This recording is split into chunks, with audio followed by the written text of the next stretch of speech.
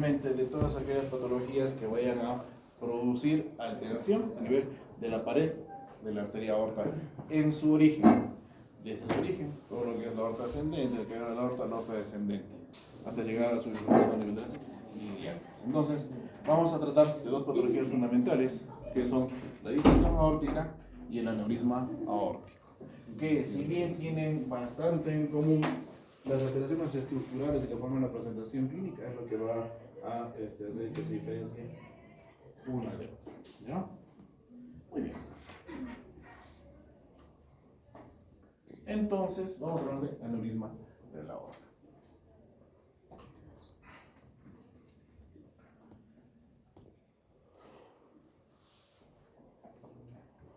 ¿Qué es lo que yo puedo encontrar como agente causal de las patologías en la pared vascular? Debo recordar mi histología básica.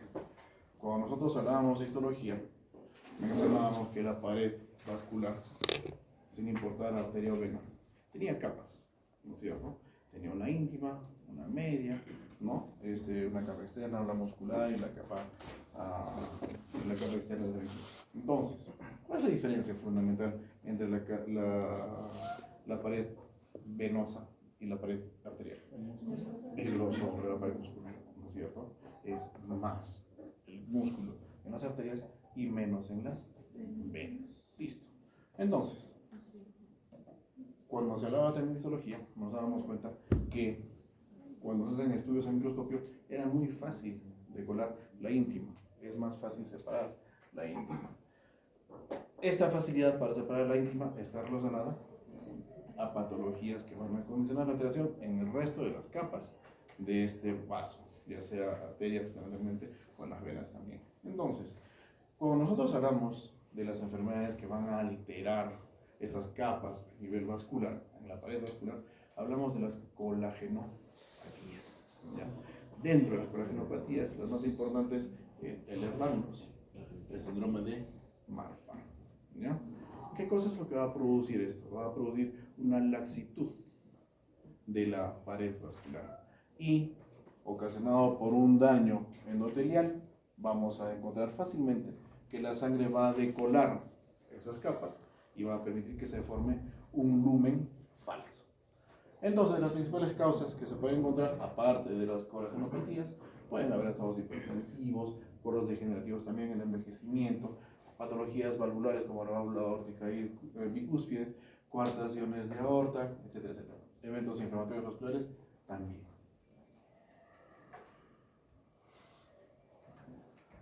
Lo que hemos mencionado, ¿no? Hace un rato, las enfermedades del colágeno, ¿no? Coartación de aorta, valvulopatías también, traumatismos en situaciones poco frecuentes, pero que sí se puede dar. Más que todo dado esto en deportistas de contacto o en situaciones diferentes. Muy bien, entonces, ¿qué factores de riesgo puedo encontrar para esto?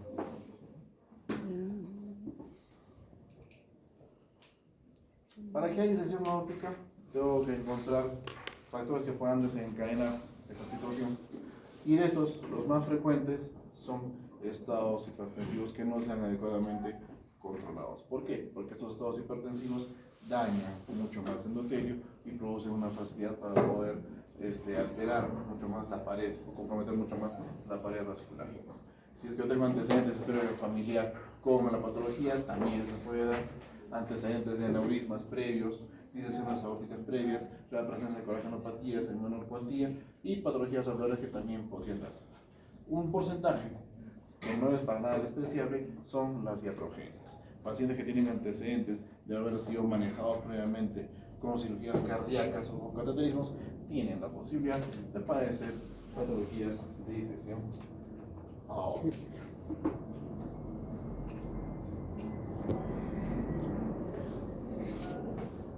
¿Cómo se presenta? Clínicamente, nosotros podemos encontrar en el paciente algunas alteraciones que pueden indicarnos la presencia de la patología, pero hay que tomar en cuenta que no son muy específicos, excepto algunos ejemplos que sean puntuales.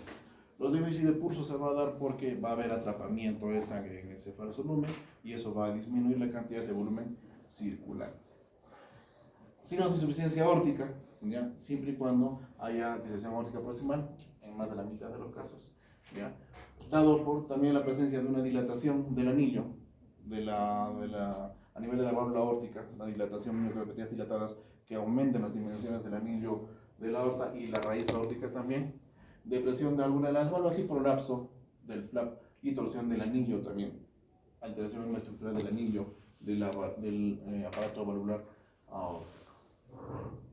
Si voy a encontrar alteraciones neurológicas, tengo que pensar en enfermedades vasculares cerebrales, pero que son muy poco frecuentes.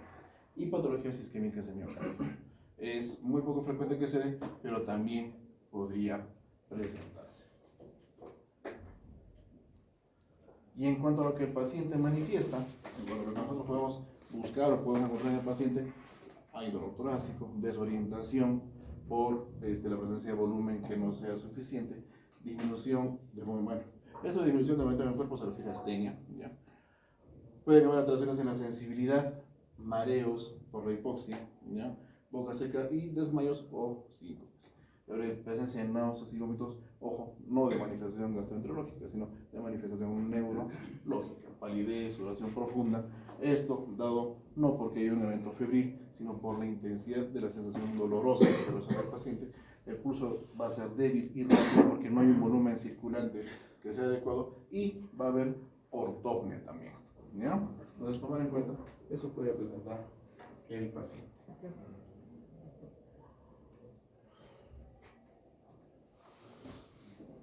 Entonces, cuando hablamos de disección aórtica, hablamos de dos clases o dos tipos de disección, la de DeBakey y la de Stanford. ¿Ok? Entonces, acá tenemos la aorta ascendente, el callado y la aorta descendente, la porción torácica y la porción abdominal, en cada una de esas. Cuando hablamos de DeBakey, hablamos de tres tipos fundamentales: 1, 2 y la 3 subdividida en un 3A y un 3B. En la DeBakey tipo 1, vamos a ver que la disección aórtica se puede dar puntualmente en la pared que es más externa, comenzando en el anillo, pero sin comprometer las divisiones o las ramas de la aorta. Puede llegar a pasar las ramas de la aorta y continuar con la aorta descendente hasta la aorta abdominal.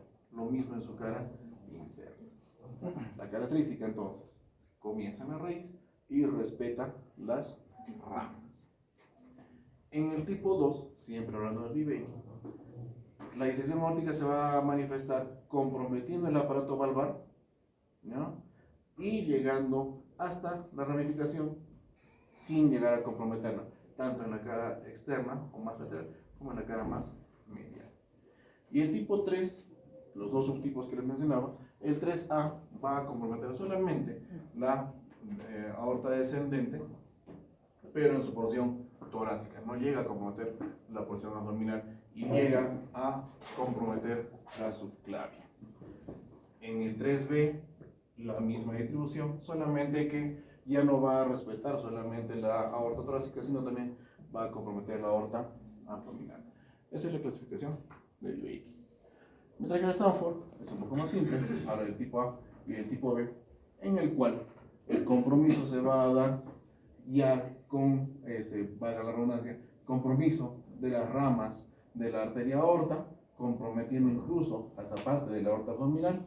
En el tipo A y en el tipo B va a comenzar pasando las ramificaciones, comprometiendo todo lo que es la aorta descendente, ya sea la porción torácica y parte de la porción abdominal. Entonces, va a ser importante que nosotros tengamos una idea de estas clasificaciones. ¿Por qué? Pongamos que estamos evaluando a un paciente y que viene con dolor abdominal, ¿ya? De gran intensidad, que tiene una aparición larvada en el tiempo, ha aparecido hace unos 10 días atrás, ¿ya? Un paciente delgado, ¿ya? Y que hay momentos en los cuales presenta sensación nauseosa, vómitos. Lo ponemos en decúbito para evaluarlo y empezamos a evaluar el abdomen, ¿ya? Y empezamos a palpar. Y al palpar el abdomen del paciente, sentimos la pulsación. Si hablamos de la de DeBakey, ¿estaremos hablando de un tipo 2? ¿De un tipo 3A? ¿O es un 1? ¿O es un 3B? Para eso me sirve.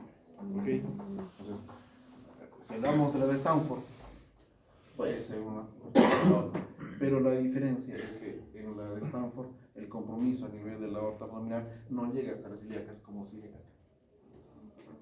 ¿Ok? En la clasificación de DeBakey sí compromete, o sea, comprende más bien el compromiso de las arterias ilíacas. ¿No? Listo.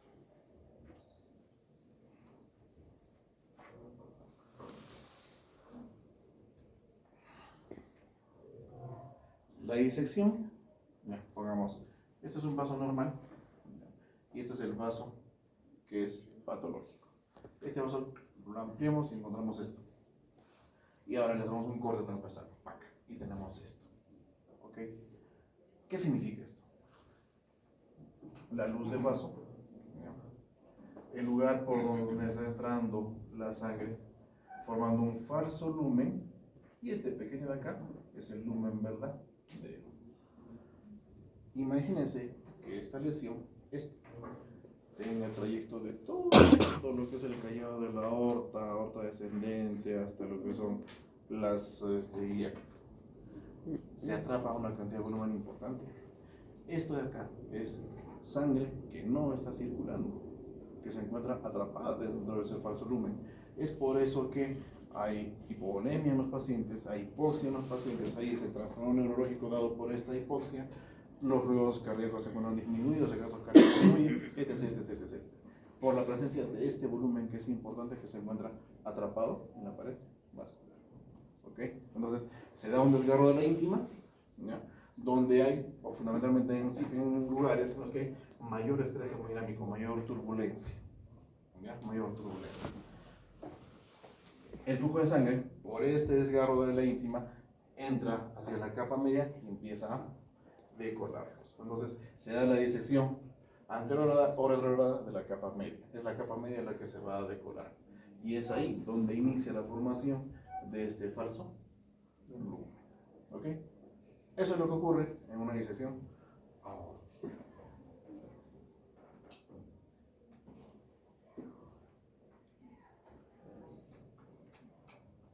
Ya. Y ante la sospecha diagnóstica, ¿qué es lo que tengo que hacer? Tenemos que guardar siempre el orden. Nosotros, cuando evaluamos un paciente, en la generalidad de veces, nos vamos por las ramas y no vemos lo evidente. Por ejemplo, en este caso. El paciente solamente viene por dolor en el pecho. Nada más. ¿Ok? Por acá nuestra colega puede ser que esté enamorado, dice. Cuando el paciente escucha eso, se siente más tranquilo. ¿Por qué cree que también puede ser eso? Esto es algo que se da, bueno, es una manifestación un poquito graciosa, pero que se da habitualmente. Nosotros cuando vemos al paciente, muchas veces no nos enfocamos en lo evidente y nos vamos por las ramas queriendo complicarnos un poco la situación.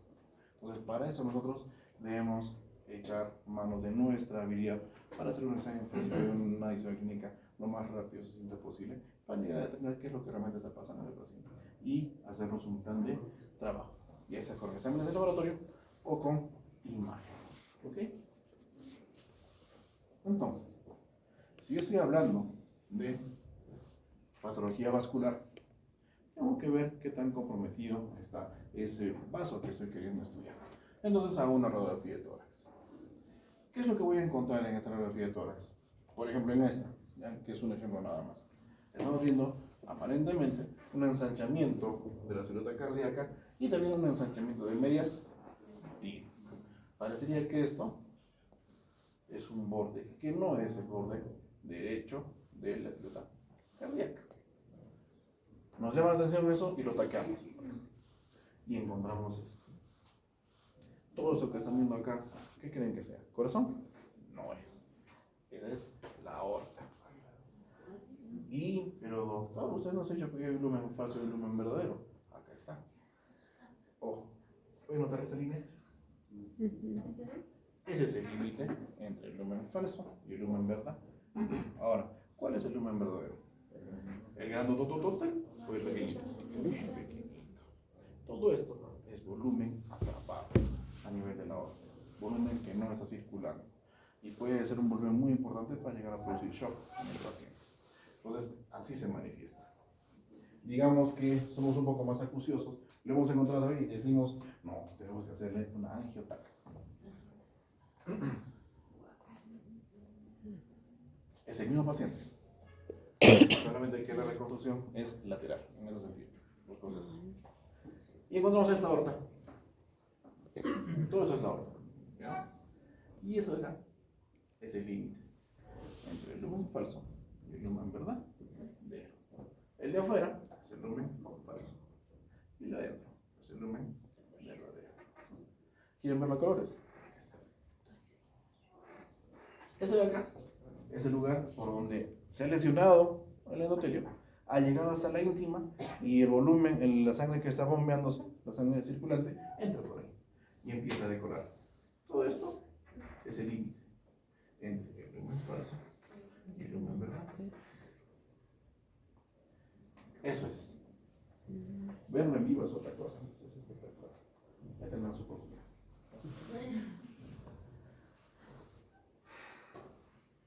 Bueno, acá el objetivo de eso es ver la disección aórtica.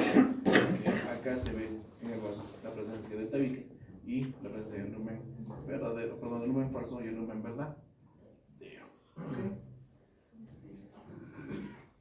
Listo. Eso fue disección aórtica. Simple, nos dijo. Algo parecido ocurre con el aneurisma de la aorta.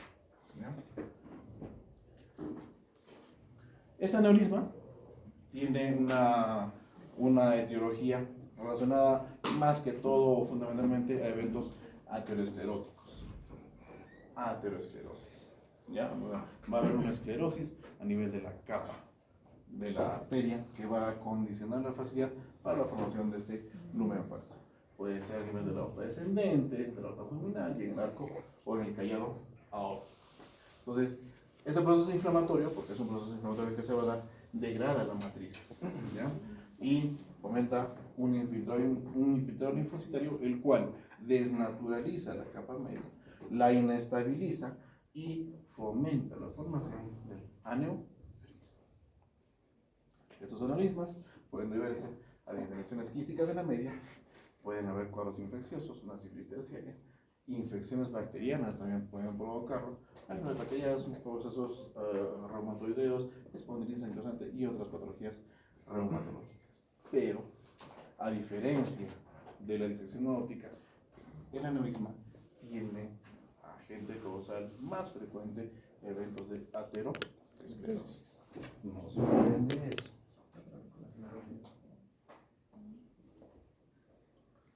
Muy bien.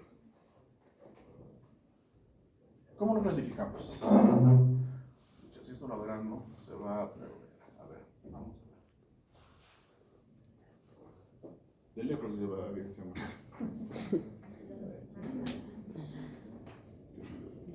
¿Se acuerdan del Libeki? Clasificación de disección. El aneurisma lo vamos a clasificar con los Crawford. El Crawford tipo 1, tipo 4. ¿Qué hayamos dicho? Abarcan todo lo que es aorta descendente. Entonces, el Crawford tipo 1 es aquel que va a ir por debajo o pasando las ramas de la arteria aorta, incluso sin comprometer la subclavia, va a comprometer pequeños sacos hasta por encima de las arterias renales. No compromete las arterias renales. El Crawford tipo 1. El Crawford tipo 2, a diferencia del anterior, sí compromete las arterias renales y llega incluso a condicionar el compromiso de las ilíacas. El Crawford 3 es igual al anterior, solamente que no compromete la aorta descendente torácica, o compromete solamente la abdominal. Y en el Crawford tipo 4 agarramos por debajo de la arteria mesentérica hacia abajo. Ojo, sin compromiso de las arterias ilíacas. Entonces, el Libeki es clasificación de aneurisma, perdón, de disección, y el Crawford, es clasificación de aneurisma.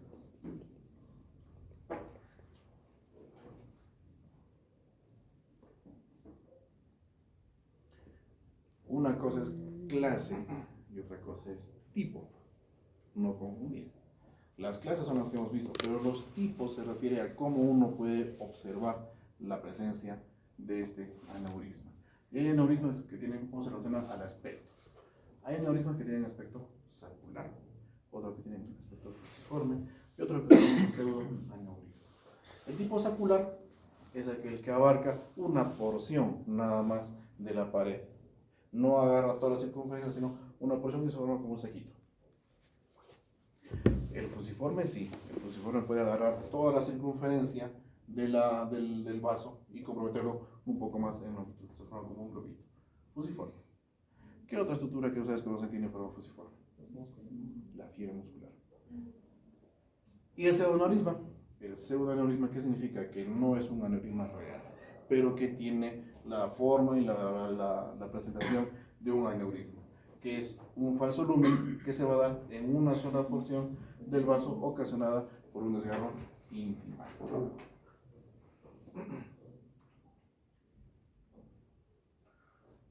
Bueno, ya. Eso es lo mismo de arriba. No hay menor diferencia. ¿Cómo se presenta? ¿Cuál es el cuadro clínico? Vámonos por este lado que está muy idéntico. Va a haber sintomatología cuando el compromiso de la aorta es torácico y cuando el compromiso de la aorta es abdominal. Cuando es torácico, cuando el compromiso solamente es el nivel de la aorta torácica, se va a dar un evento de compresión, obviamente, ¿no es cierto? Si el vaso va a aumentar sus dimensiones, es un efecto de masa y eso va a comprometer a todos los órganos de la vecindad. Va a haber una compresión, fundamentalmente, de la vía respiratoria y va a producir eventos de defensa de la vía respiratoria, tos y dificultad respiratoria. Si es mucho más grande y va a haber compresión esofágica, va a haber una disminución en la capacidad del paso del bolo alimenticio desde la boca hacia el estómago y eso puede producir disfagia. Y cuando hay mucho mayor volumen y compromiso del nervio laringeo recurrente, vamos a encontrar disfonía. ¿Ok? Bueno, puede darse casos de insuficiencia valvular aórtica también, pero no es muy frecuente. Esto es lo que frecuentemente se presenta en un paciente que tiene un aneurisma de aorta, pero que tiene compromiso netamente torácico. ¿Qué pasa si fuese abdominal? Las cosas cambian. Hay un dolor súbito a nivel de abdomen. Dependiendo del grado de compromiso y hasta dónde llega la disección, podemos encontrar dolor incluso en ingle, en espalda, en piernas o incluso a nivel de las nalgas. Náuseas y vómitos, esto sí ya de origen gastroenterológico. Rigidez a nivel de los núcleos del abdomen, hay una defensa en la prensa abdominal por la intensidad del dolor. Va a haber la sensación de hinchazón o abultamiento en un área del abdomen, claro, porque es todo un saco de sangre que se ha formado en esa aorta y produce un efecto de masa. Eso se puede percibir como una masa que incluso sobresalta al nivel de la pared abdominal cuando el paciente está en decúbito. Se puede incluso evidenciar como una tumoración abdominal pulsátil. Uno hace una palpación simple, ni siquiera profunda, casi superficial, y percibe. Y la hipotensión. Hipotensión se entiende, porque el volumen importante pues es cuando está capturado ahí en ese falso lumen. Entonces, eso es lo que se manifiesta cuando el aneurisma es en la aorta abdominal. Muy bien. Entonces, a manera de resumen, para rescatar lo más importante, cuando hablamos de lesiones abdominales, ¿ya?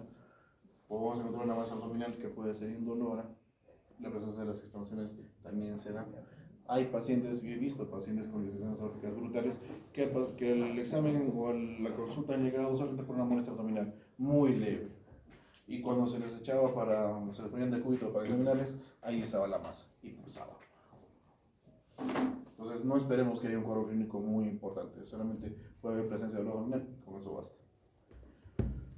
La presencia de la masa es algo que puede darse en la mayoría de los casos, pero que en algunos casos puede desaparecer. ¿Qué es lo que ocurre si es que se da una rotura aguda? Imagínense lo catastrófico. Es un aneurisma gigante y se rompe. Síncope en el paciente, ¿ya? Más evidente en pacientes que sean mayores de edad o por alrededor de los 60 años y que puedan presentar dolor abdominal o incluso irradiado a la espalda. Puede haber dolor en cualquiera de los costados o en el ángulo costovertebral y pueden ocasionar dolor en los riñones, o sea, dolor a nivel lumbar. Esa es la manifestación de una rotura aguda. Ahora, ese es el cuadro clínico con el que viene el paciente, pero cuando nosotros lo evaluamos, hacemos mediciones de signos vitales y todo eso, vamos a encontrar que el paciente está en shock, está desaturando, etcétera, etcétera, etcétera. Entonces, tomen en cuenta siempre eso. Pero la presencia del dolor es lo que fundamentalmente va a caracterizar a estos pacientes. ¿Qué es lo que ocurre desde el punto de vista fisiopatológico? A ver, vamos acá. Se puede resumir en esos tres pasos. Lo primero, lo que les había mencionado, va a haber compromiso de la matriz. Esta se desnaturaliza, esta matriz se degrada, ¿ya? Y va a haber esa degradación a nivel de la túnica media. ¿Por qué? Porque sabemos que está constituido todo por proteínas. Al haber una destrucción, una desnaturalización de las proteínas, se pierde la consistencia de la matriz y por ende es muy fácil que por ahí se abra el falso lumen. Incluso, no solamente de proteólisis, sino también se degrada el colágeno y elastina. Entonces, una vez que se da la degradación de la matriz, se debilita la capa media. Y es por esa debilitación de la capa media que va a empezar a decolarse, va a empezar a darse el falso lumen y va a sustituirse por tejido fibroso. Entonces, la pared, ante la presencia de la sangre que entra a presión por el bombeo cardíaco, cede ante esta presión y empieza a formar su lumen falso, manifestándose en una dilatación de la pared arterial en ese momento. Entonces, lo fundamental dentro de los eventos fisiopatológicos para una disección óptica es la degeneración quística de la media. Y eso se puede ver acá. Pongamos, esta es la pared vascular, a lo cual vamos a biopsiar este pedacito. Ese pedacito va a tener eventos inflamatorios y alteraciones histopatológicas que van a condicionar la presencia de angiotensina 2, de ciclofilina A, y van a haber reacciones oxidativas a nivel de este lugar y se van a dar la destrucción de la matriz por las metaloproteinasas. Esta presencia de metaloproteinasa menos tipo 2 degenera la matriz y va a producir apoptosis de las células musculares. Y de lo que pasa en la pared muscular es llegar de esto a esto. Y cuando se llega a esto, a este grado de degeneración de la media, proteólisis, degeneración de la matriz, se forma el saquito. Por la presencia de este falso lumen y se facilita la presencia de la disección.